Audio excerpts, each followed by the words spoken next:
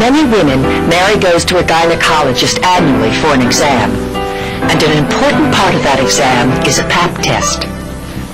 What exactly is a Pap test, and why is it so important? Knowing the answers to these questions could impact your health, or even save your life.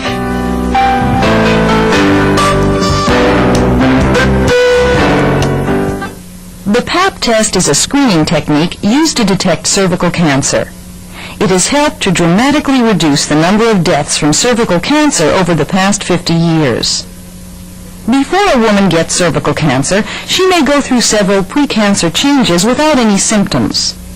Regular Pap tests are a way to detect abnormal cells before they grow into cervical cancer.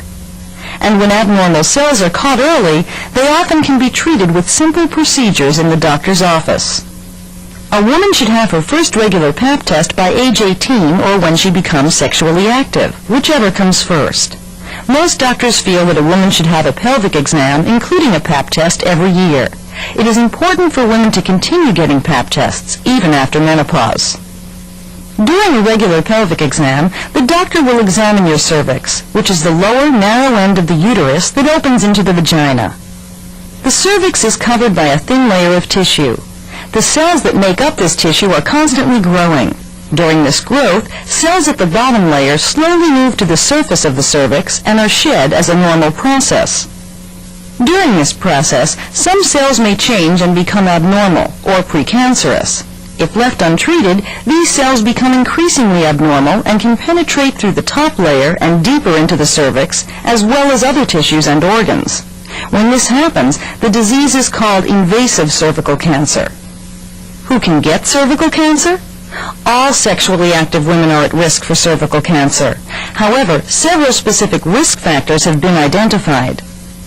The human papillomavirus, or HPV, is an infection that is found in virtually all women who have cervical cancer. This virus is sexually transmitted and commonly appears as genital warts, though there may be no external symptoms. Having more than one sexual partner, or having a sexual partner who has had more than one, can increase your risk. Beginning to have intercourse before age 20, cigarette smoking, and an impaired immune system can also increase your risk. But remember, even if your risk is high, cervical cancer can be prevented or cured if abnormal cells are detected early and treatment is given. You see, the progression of abnormal or precancerous cells in the cervix to invasive cancer can often take years. That gives your doctor plenty of time to detect those changes and treat them. But since there are no symptoms, and a cervix with precancerous cells looks normal to the naked eye, a Pap test is necessary for detection. Regular Pap tests have helped reduce cervical cancer fatalities in the United States from 35,000 in the 1940s to less than 5,000 per year today. And many of those 5,000 deaths might have been prevented if those women had gone for regular testing. I'm going to insert the speculum so I can collect a sample for your Pap test. Are you ready? Okay. Can you lay down now? Yeah. Okay. The statistics are impressive, but the importance of the Pap test is often not fully realized until it helps you. I never would have known I had precancerous cells if I hadn't gone for my regular I might not be sitting here right now if I hadn't had a Pap test. It helped save my life. And that's why doctors encourage their patients to have a Pap test on a regular basis. We've told you how important this test has been over the last 50 years. Let's see how it works. The Pap test is named for Dr. George Papanikolaou, who developed a way to identify tumors by looking at their cells microscopically.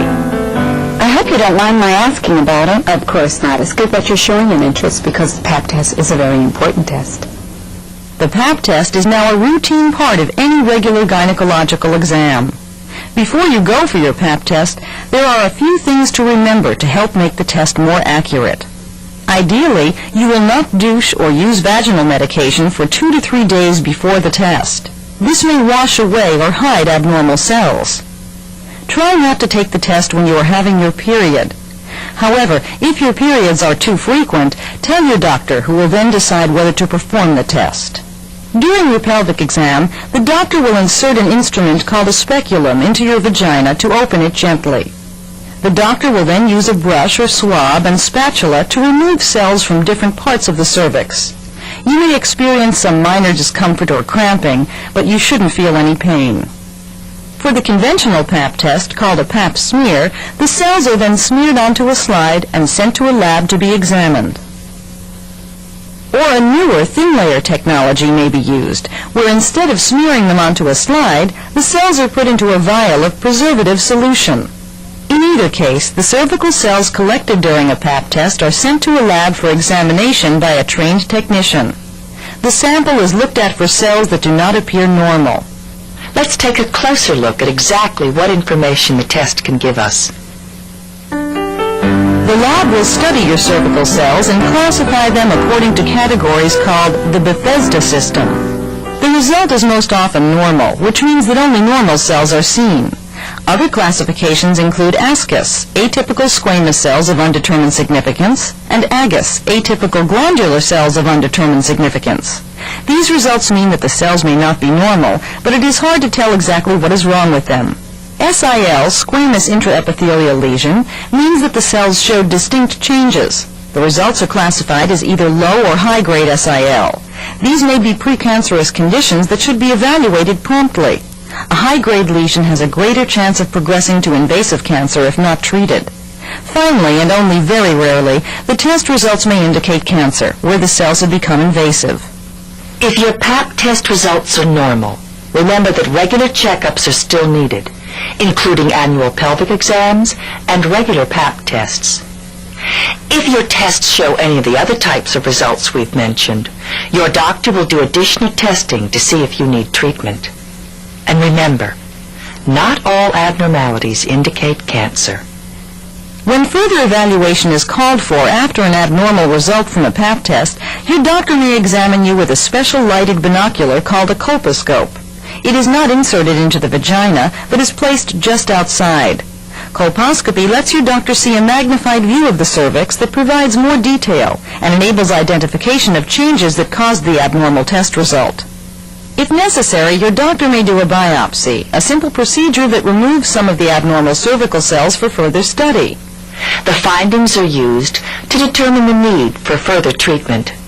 Often the biopsy itself removes whatever abnormal cells were of concern. On the rare occasion that an invasive tumor is found, surgery, radiation, and/or chemotherapy might be needed.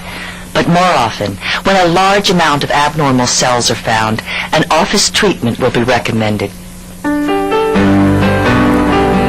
the presence of non-visible abnormalities, without the Pap test, neither you nor your doctor would know that further testing or treatment was needed. But all medical tests have their imperfections, and the Pap test is no exception. False or inaccurate results can occur. False positive means the result shows you have irregularities when you don't. And false negative means the result shows you don't have irregularities when you do.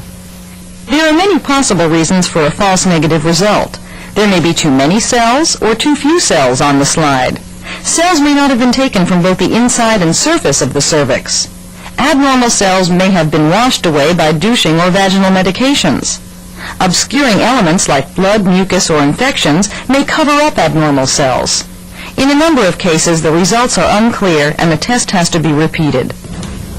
I don't understand. What do you mean unclear?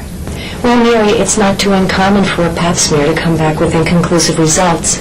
We need to repeat the test in a few months.